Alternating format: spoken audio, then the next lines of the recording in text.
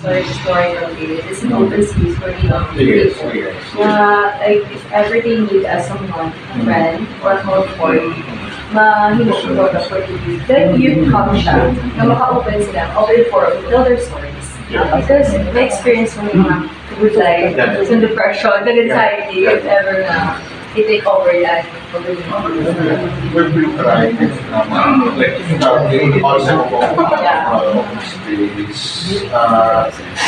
yung story ako na before ang Robinson. It's free pumunta sa space, pumunta ng coffee shop.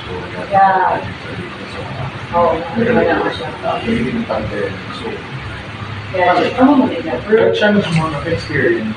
I will just give you Thank you. Thank you. On how to handle ourselves, we represent ourselves to the pageants.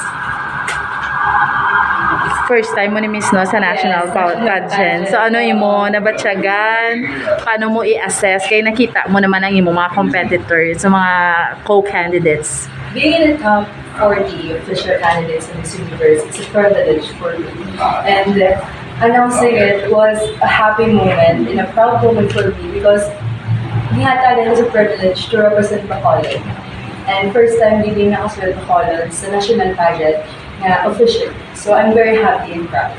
So anong mahambal mo sa aton nga mga Bacolod noon since nakasulat na? Ang mahambal ko sa mga taga-Bacolod nun, abangan nyo gid ang mga natabo sa Miss Universe Philippines because I will do my best to give a name in our city. So pagkatapos, hindi next mo naman niya culinary?